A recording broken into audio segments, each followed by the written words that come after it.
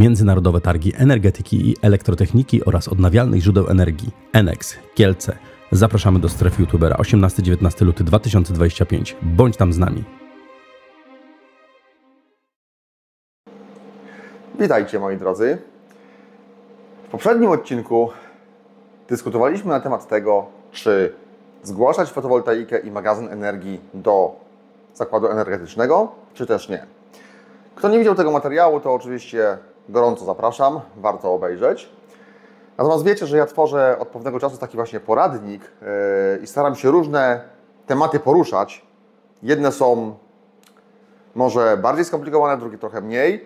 Natomiast staram się zbierać jakieś Wasze pytania i właśnie na nie odpowiadać, tak żeby powstało takie kompendium wiedzy, które w moim odczuciu warto jakby zgłębić, tak, te tajniki, dowiedzieć się czegoś więcej, no bo to Was nurtuje i myślę, że warto właśnie tutaj jakiejś tam wiedzy zasięgnąć.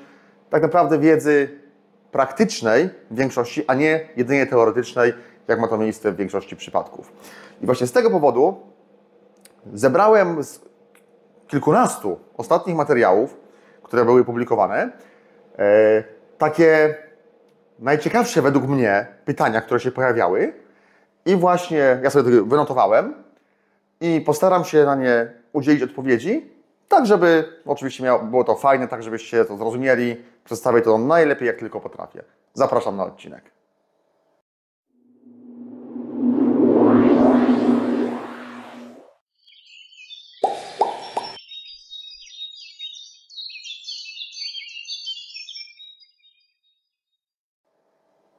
Kiedy magazyn energii jest dobrą inwestycją, a kiedy kompletnie nie ma sensu? Jest to takie pytanie, które wielu z Was bardzo mocno nurtuje. Natomiast w moim przekonaniu to jest tak, że jeżeli ktoś z Was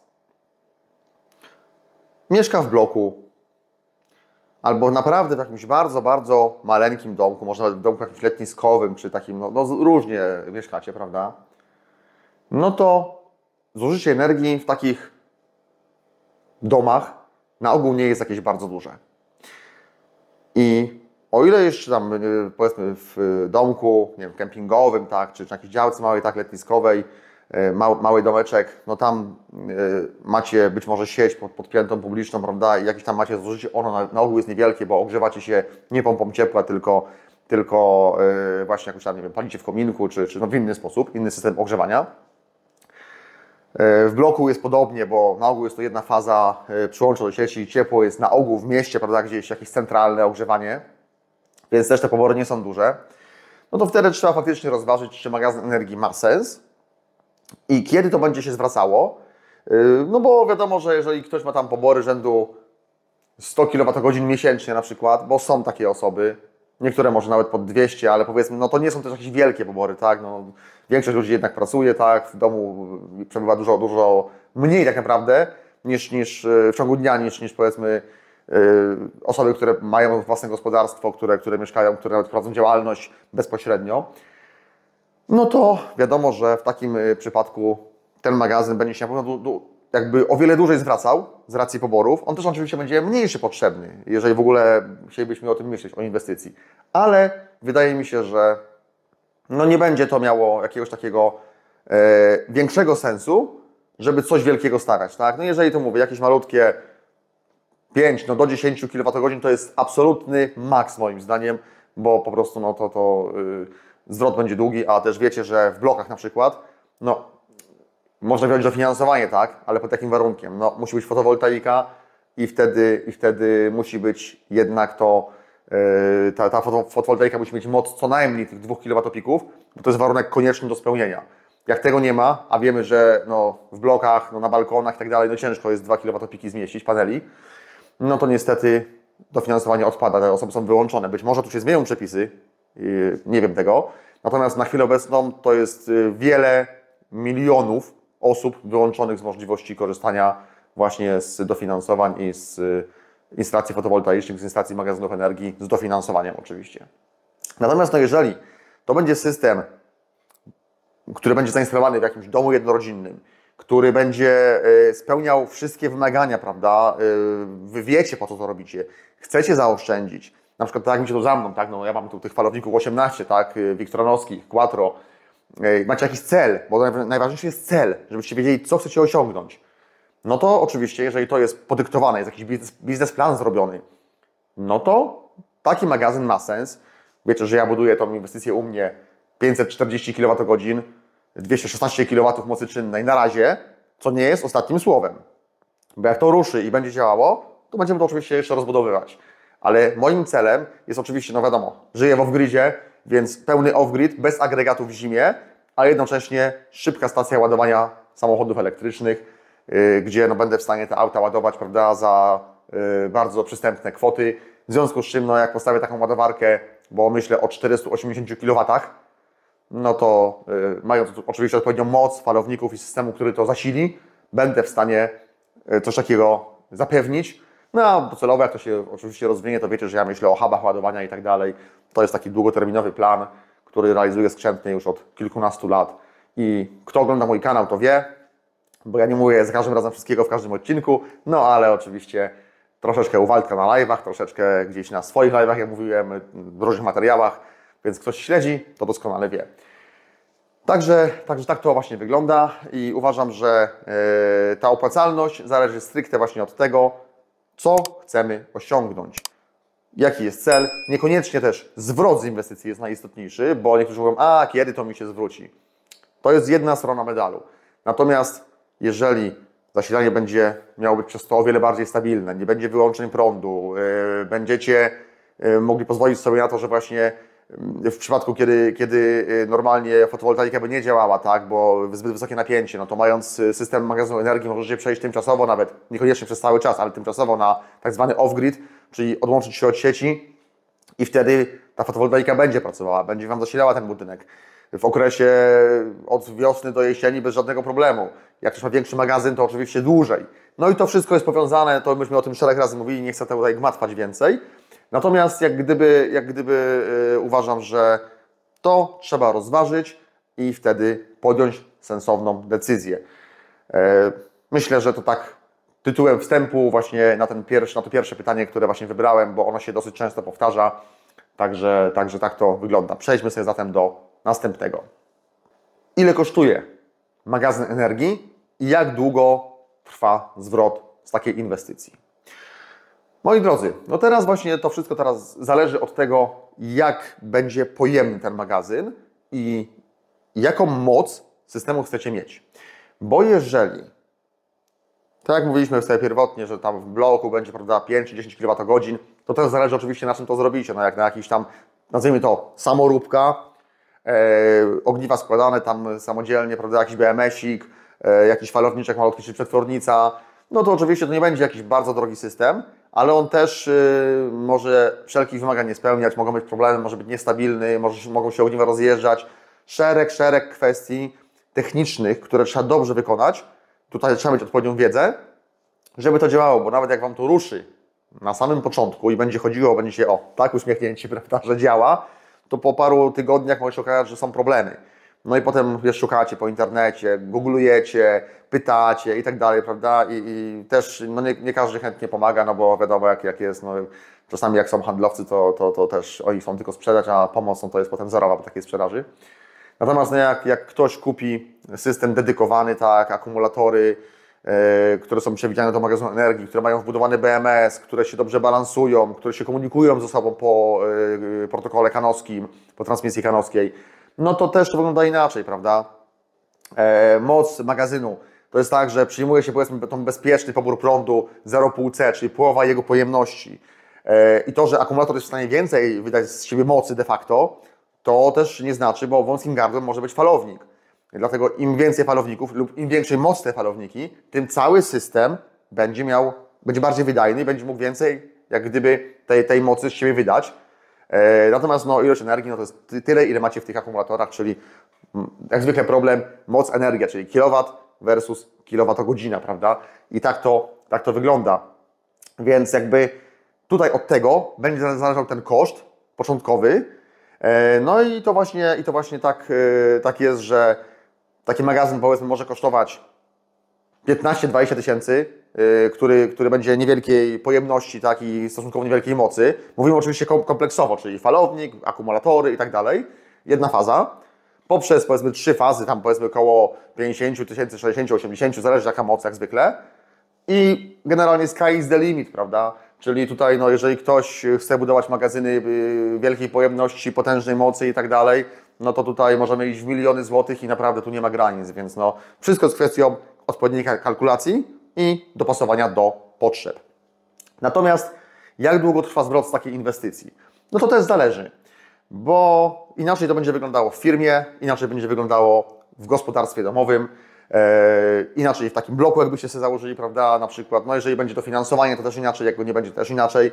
Natomiast na ogół przyjmuje się, że jeżeli jest to gospodarstwo domowe, to zwrot z takiej inwestycji trwa w okolicach od 5 do 7 lat i to jest zależnie od tego, oczywiście, czy jest to dofinansowanie, czy z niego korzystacie i z tych odpisów, które są w kwestii ulgi termomodernizacyjnej, czy też nie.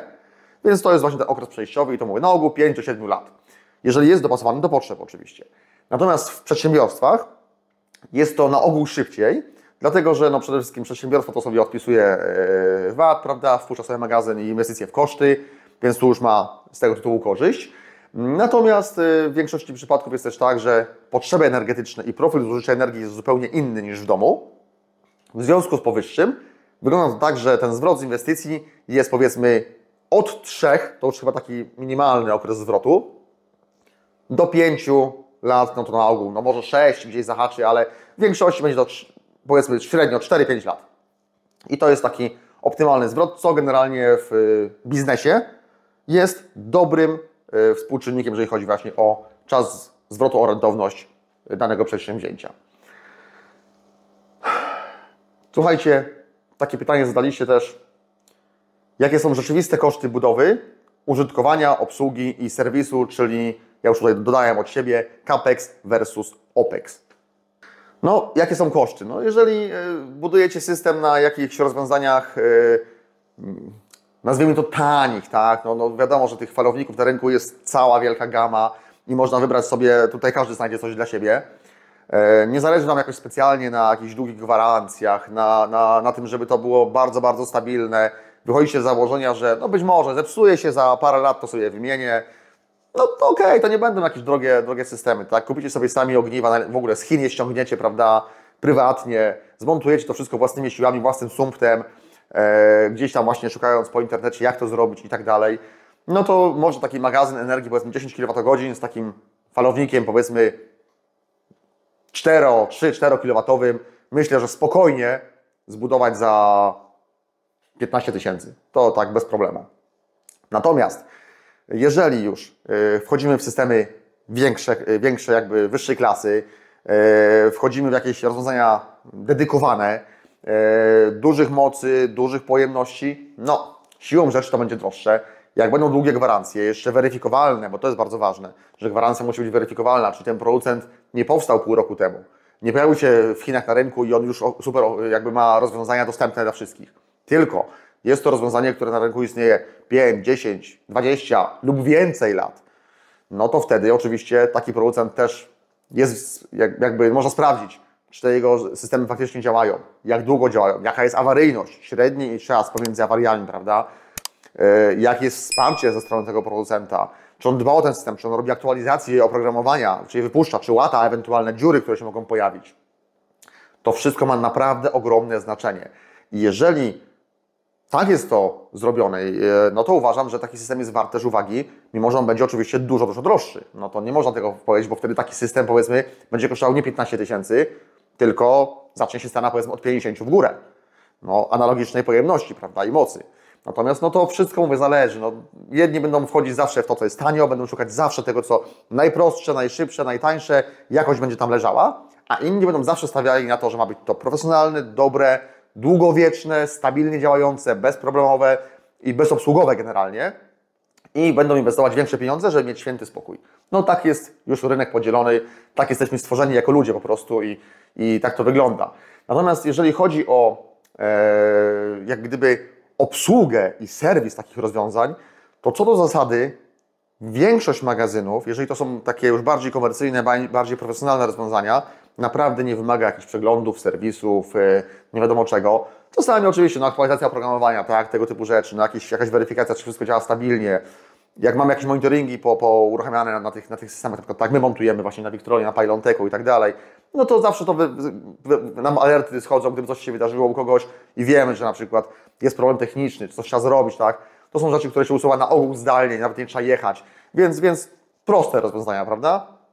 Tu się nawet za to jakś tam pieniędzy nie pobiera, no bo tak naprawdę to jest po prostu w ramach obsługi, w ramach opieki nad systemem, z racji tego, że inwestor w niego zainwestował, że zaufał w dobrej jakości i temu, co się mówi, no to uważam, że tak należy robić. Natomiast sam, powiedzmy, jakiś tam przegląd instalacji, no nie jest wymagany, tak, no poza przeglądem elektrycznym, na który gorąco uczulam Was, bo wiele osób o tym nie wie, wielu z Was o tym nie wie, że prawnie przegląd instalacji elektrycznej powinien być nie rzadziej niż co 5 lat. I to powinien zrobić elektryk z uprawnieniami, powinien Wam wystawić jakiś papier, że był przegląd, że jest sprawdzone, są zaciski podokręcane, jest uziemienie prawidłowo wykonane, nic się nie poluzowało, nie ma problemów i tak dalej, nic się nie grzeje w tych Waszych rozdzielnicach, bezpieczniki są sprawdzone, ewentualnie wymienione na nowe. No to są takie rzeczy, które naprawdę warto weryfikować, bo potem gdyby coś się wydarzyło, a nie macie takiego przeglądu w tych okresie 5 lat, ubezpieczenie nie działa. Także tutaj na to uczulam i na to warto zwrócić uwagę. To nie są jakieś wielkie koszty takiego przeglądu. Myślę, że kilkaset złotych to tak będzie kosztowało typowo, chyba że będzie jakaś wielka instalacja, wielki budynek, no to może iść tam powiedzmy, nie wiem, 1000 czy troszkę więcej, ale no to raz na 5 lat to też nie są jakieś gigantyczne pieniądze, powiedzmy sobie szczerze, więc myślę, że warto na to uwagę zwrócić i warto takie przeglądy bądź sobie po prostu wykonywać. Często zadaje się takie właśnie pytanie, czy magazyn lepiej ładować z PV, z fotowoltaiki, czy też może z sieci? No i teraz tutaj to wszystko znowu zależy od tego, jaki macie system. Czy jest to on-grid, czy jest to off-grid, ile macie fotowoltaiki, jaka jest pogoda, prawda? No to naprawdę to są kwestie złożone, ale chcąc tak jakoś w miarę konkretnie odpowiedzieć, no powiem tak. Czy lepiej ładować z PV? Oczywiście, że tak. No jest to Wasze źródło energii, darmowej energii ze słońca. Oczywiście, pomijmy kwestię tego, że trzeba było w tą fotowoltaikę zainwestować pieniądze, prawda, i tak dalej.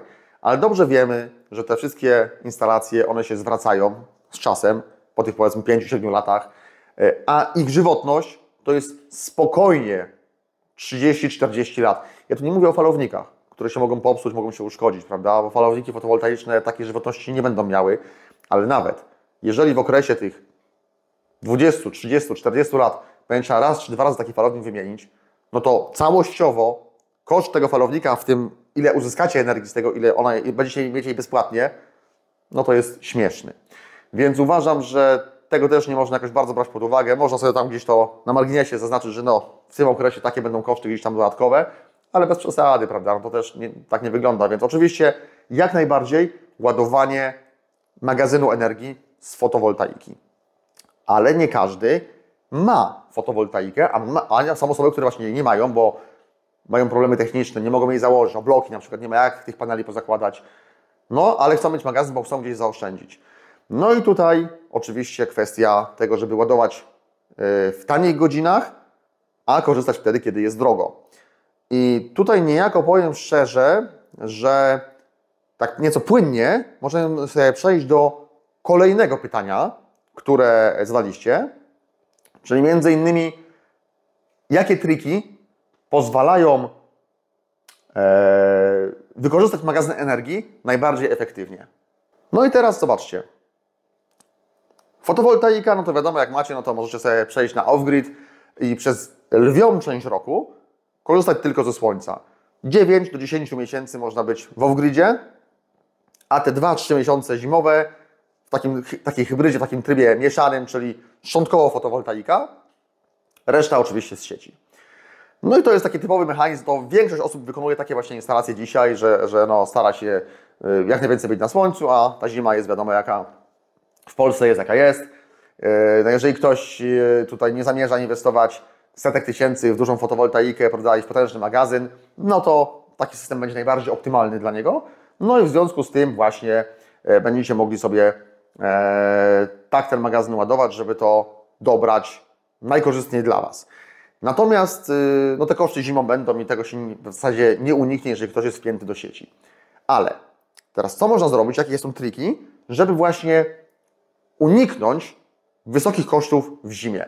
Słuchajcie, chyba wszyscy operatorzy, dostawcy energii, którzy są na rynku w Polsce, mają oprócz takiej płaskiej stawki, oprócz taryfy G11, tej klasycznej, czy też w firmach C11, bo to jest odpowiednik, mają opcję w wersji G12, G12W, czy C12, C12W i tak dalej, C12A tam jeszcze jest i tak dalej. I to typowo, tak? One są porównywalne, ten prąd jest wtedy zależnie od tego, jaka tam jest ta taryfa przyznana, ale tam powiedzmy weekendowo może być tańszy, w święta może być tańszy, gdzieś nocami, prawda, i tak dalej. Więc trzeba dobrać odpowiednią taryfę do swojego zużycia energii. Ja kiedyś robiłem taki kalkulator, taki materiał, Wam właśnie pokazywałem odnośnie tego, jak dobrać sobie optymalnie tą taryfę do własnego zużycia. Wielu osobom ten kalkulator wysyłałem i tak dalej. Zresztą pracuję nad wersją online cały czas. Wiem, że miało być to szybciej, no ale moja czasowość jest taka jest, więc będzie system na pewno. Także też kto będzie chciał, to do niego będzie mógł dostęp otrzymać. Natomiast jak gdyby tutaj wracając do tematu, optymalnie trzeba sobie dobrać do zużycia, do godzin, w których pracujecie, w których jesteście w domu. No w nocy raczej wiadomo, śpicie, więc tam te pobory są niewielkie, ale jak zwykle do profilu zużycia energii. W przypadku na przykład Tauronu jest też taryfa G13, bo tylko Tauron ją ma. I to jest o tyle ciekawa taryfa, że jeżeli ktoś na przykład ma stałe pobory, to tutaj w tej taryfie jest tak, że ona się dzieje na dwa takie okresy w roku, czyli na wiosnę i na zimę, czy na lato i na zimę. I teraz tam od marca do września jest lato, od września do marca jest zima, według tej taryfy. I generalnie w tej taryfie są 3 strefy. I w ciągu dnia jest tak, że tam od 13 do 15 lub od 13 do 16, z tego co pamiętam, jest taniej, czyli to jakby jest najniższa stawka, jeżeli chodzi o dystrybucję. Bo to oczywiście ceny energii czynnej są takie same, natomiast dystrybucja może być o wiele tańsza. I to jest tak, że w najdroższej, jakby w szczycie, to jest tak, że jest chyba tam 48 groszy bodajże dystrybucja za kilowatogodzinę. Natomiast w najniższej jest chyba 8 groszy, więc jest naprawdę duża różnica. I teraz ta najtańsza taryfa, czy ta strefa, obowiązuje właśnie w tych godzinach 13-15 i 13-16, to jest lato-zima, przez całą noc, w każdej nocy, każdej doby, plus całe weekendy, czyli i soboty, i niedzielę to jest cały dzień, cała noc i wszystkie święta. I tak to wygląda, to oczywiście jak ktoś chce, jest zainteresowany, to w tym kalkulatorze u mnie to jest rozpisane, można sobie to tam poanalizować, ewentualnie przeczytać cenniki, które są u dostawców i też z tego wszystko sobie tam wyseparować, prawda?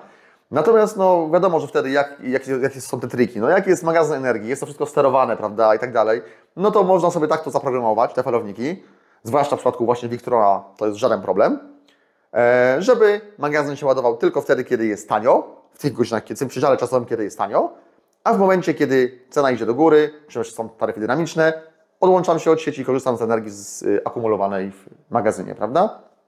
I to jest bardzo fajne rozwiązanie, bo naprawdę pozwala mnóstwo pieniędzy zaoszczędzić, zwłaszcza na dystrybucji.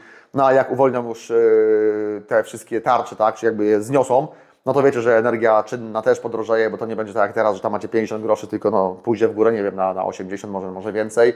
Dystrybucja swoją drogą będzie sobie drożała, więc no po prostu takie sterowanie energią i zarządzanie energią to jest naprawdę podstawa tego, żeby zaoszczędzić na rachunkach.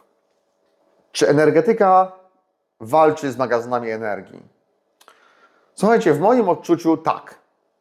Znaczy, to jest może w ten sposób, że z jednej strony niby fajnie, że są, przyłączają te magazyny i tak dalej, ale z drugiej strony oni też widzą, co się dzieje i no nie jest im to na rękę, że wiadomo, tak i fotowoltaika, tak? No, na początku było tego mało, więc chętnie podłączali, potem się zaczęły problemy z napięciami, skoki tych napięć i tak dalej, więc było dużo odmów podłączenia instalacji, mimo że są zobligowani do przyłączenia.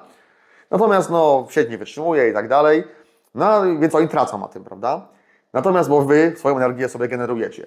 No i teraz, jeżeli macie magazyn energii, no to analogicznie znowu, tak mówiliśmy, triki, nie triki, tak, prawda? Ładowanie w taniej, korzystanie kiedy drożej, więc oni mają mniejsze przychody z tego tytułu, że macie magazyn energii. No i wiadomo, że niekoniecznie są chętni do tych magazynów energii. No ale walczą, no to się nie da z tym walczyć, tak? No co, no chcę mieć magazyn, to sobie założę i tyle, tak? I nic im do tego, że ja go zamontowałem. Jak będą bruździli, będą robić problemy, to się odłączę, prawda? Będę w off-gridzie. No i też nie zarobią. Więc to jest taka walka trochę z wiatrakami moim zdaniem i tutaj no, myślę, że oni tego nie wygrają w żaden sposób, prawda? Bo oni będą bardziej naciskać, będą jakby walczyć z tym. Tym ludzie będą właśnie mniej to wszystko zgłaszać, mniej pokazywać, będą sobie to realizować po swojemu i tak to będzie wyglądało. A o tym, czy trzeba, czy nie trzeba i jak, to właśnie mówiliśmy w poprzednim odcinku, więc no tutaj tak to wygląda, więc no tak w skrócie. Teraz słuchajcie, pytanie kolejne, no, czy możesz porównać różne systemy, sieć, on-grid, off-grid, to jest takie częste pytania, które się pojawiają w komentarzach. No sieć, no to wszyscy wiemy jak działa, tak, no macie tą sieć, zasilanie jest, jak jest awaria, to oczywiście go nie ma, tak, na ogół awaria jest wtedy, kiedy najbardziej prądu potrzebujecie, wtedy właśnie jest switch off, albo jakieś takie migania często, prawda, tu na przykład u nas na osiedlu ja nieraz zauważałem po prostu, no masakryczne jest zasilanie, po prostu jest masakryczne. Włącz, wyłącz, bez przerwy, po parę godzin. Nie ma takiego tygodnia, żeby nie było awarii, żeby Tauron nie miał tych awarii. No po prostu jest katastrofa.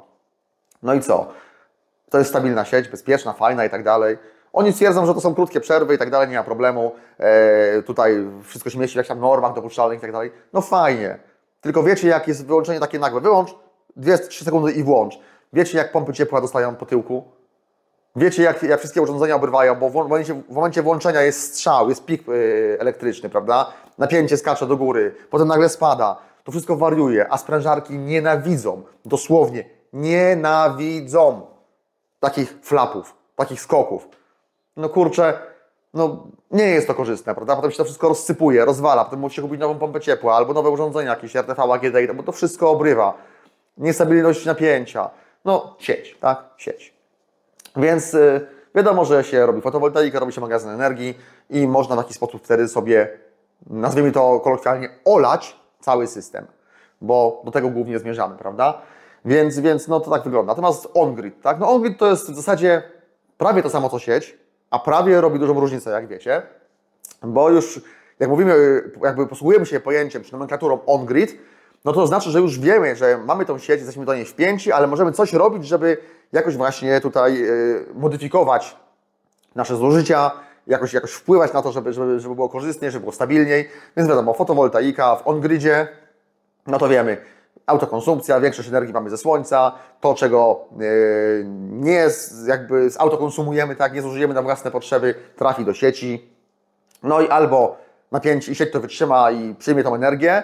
Jak ktoś jest w starym systemie w net meteringu, no to oczywiście może sobie odebrać współczynnik 0,7 lub 0,8, zależnie od mocy instalacji, czy to jest do 10 kWp czy powyżej.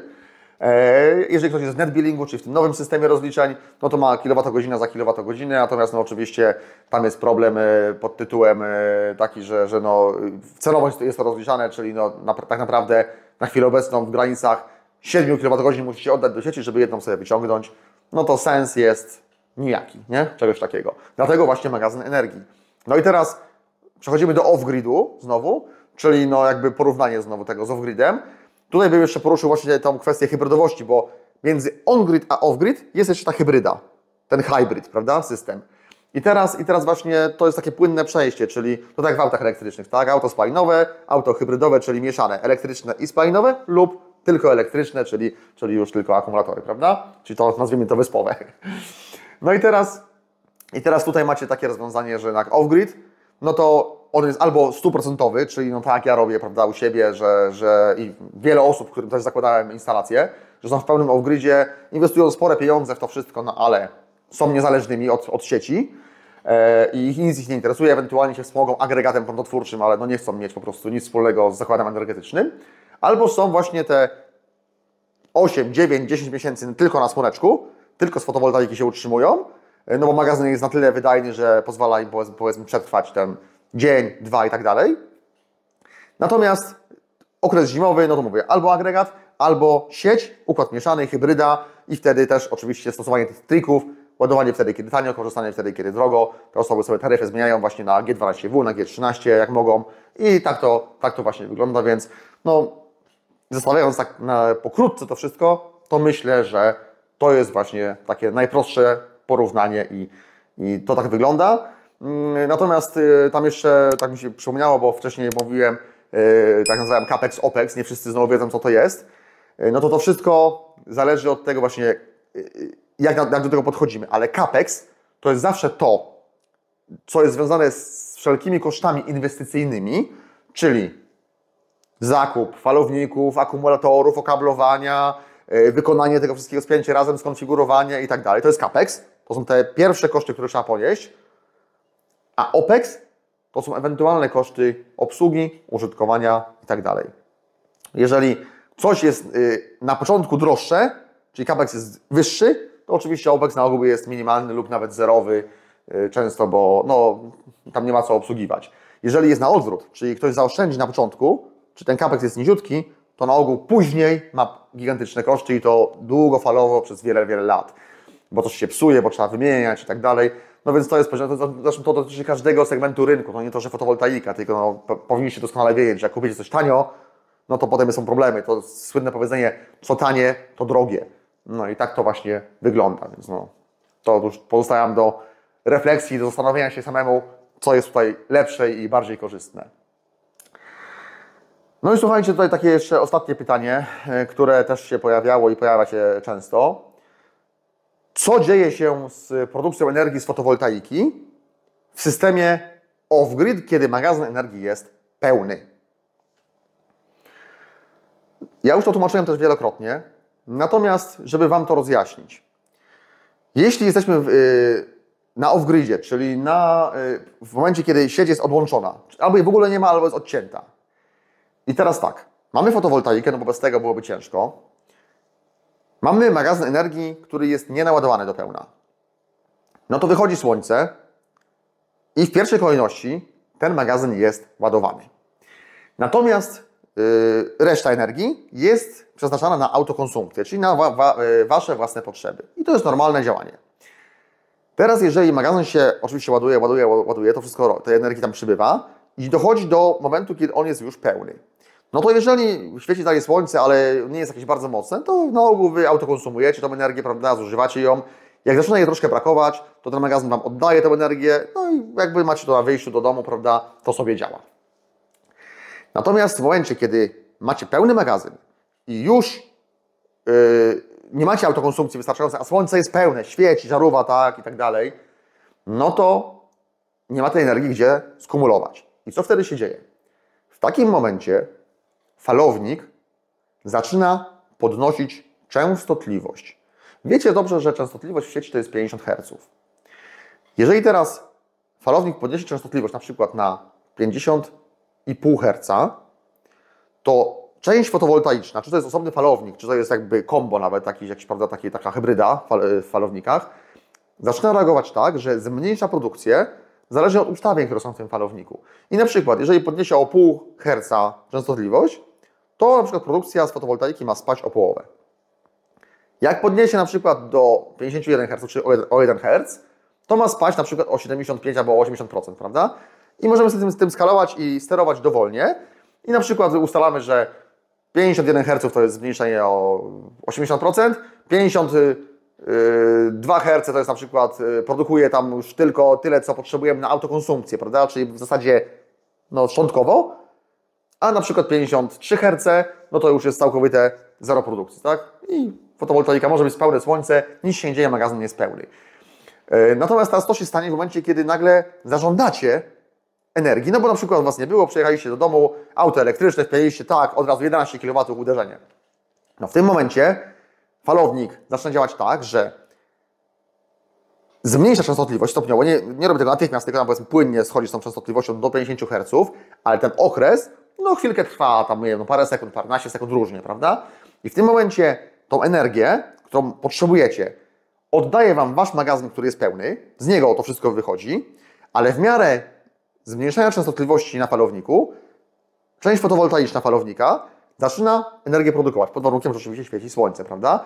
I jeżeli zaczyna produkować, no to z magazynu wychodzi coraz mniej energii, aż w końcu zaczyna to się równoważyć i fotowoltaika zaczyna być górką de facto, czyli daje Wam energię znowu do Waszego samochodu, który podłączyliście, a to, co przez te kilkanaście sekund powiedzmy wyszło z tego magazynu, co się uwolniło tej energii, zostaje znowu ponownie do niego doładowane i po prostu to tak sobie funkcjonuje. Czyli taka symbioza pomiędzy fotowoltaiką a akumulatorami. Najprostsze co może być, no nie wiem, czy mogę to łatwiej, jeszcze bardziej szczegółowo wyjaśnić, ale jeżeli będziecie mieli jakieś pytania, to oczywiście bardzo serdecznie zapraszam do zadawania. Mam nadzieję, że Wam się dzisiaj to podobało, mimo że taki długi monolog, ale no, na tym mi zależało, żebyście jednak tą wiedzę zdobyli. Chciałbym Wam również bardzo serdecznie podziękować za nowych wspierających kanał. Mamy 2 nowe osoby, więc dziękuję na końcu. Zawsze wyszczególniam, kto wspiera kanał, także tutaj zapraszam do jego wspierania. Macie przycisk wesprzyj i w ten sposób to się wszystko rozwija. Ja też mam chęć, żeby te materiały dla Was przygotowywać i jakby poświęcam się temu.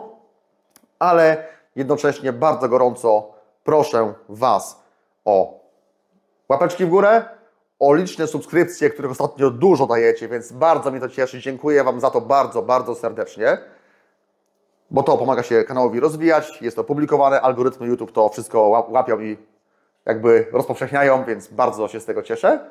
No i oczywiście dyskusja, jeszcze raz dyskusja, najlepiej merytoryczna, bo to wszystkim pomaga.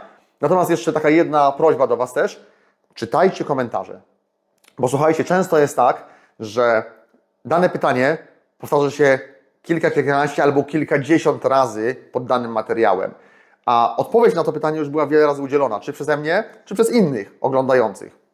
Więc to jest tak na forum internetowym. Warto przejrzeć, czy nie było już odpowiedzi na Wasze pytanie. Jeśli nie znajdziecie, no to oczywiście zadajcie pytanie. Ja staram się na każdy jeden komentarz odpowiedzieć, mimo że czasami to zajmuje więcej czasu, no bo wiecie, że jestem zapracowany i nie zawsze mam czas. Natomiast no, staram się, żeby to wszystko było. Jak wysyłacie do mnie maile z pytaniami o magazyny energii, o montaże, to też Was proszę o cierpliwość. Ja też staram się na wszystkie odpowiedzieć, natomiast zawsze najpierw odpowiadam na komentarze, a później dopiero odpowiadam na maile w miarę mojego wolnego czasu, więc nie gniewajcie się, jeżeli czasami czekacie tydzień, może nawet 2 tygodnie na tą moją odpowiedź. Ja odpowiem. Jak da się, zostawicie kontakt do siebie telefoniczny w tym mailu, to ja oddzwonię do Was i porozmawiamy, ale potrzebuję na to czasu. Bo no niestety nie da się, wiecie, że macie wtedy zawsze, jak rozmawiam już z Wami, to macie kilkanaście pytań, to zajmuje czas, no i tak naprawdę jak rozmowa trwa pół godziny, godzinę albo dłużej, no siłą rzeczy, no dzień jest taki i czas nie jest z gumy, nie da się po prostu w ciągu dnia obsłużyć nie wiadomo ilu osób, no pytań przybywa, maili przybywa, to się wszystko zbiera, tak, no więc tego czasu po prostu fizycznie brakuje i jakby tutaj, no, to też Was proszę właśnie o wyrozumiałość, no i cóż, tym optymistycznym akcentem jeszcze raz bardzo serdecznie za dzisiaj dziękuję. Trzymajcie się i do następnego. Cześć!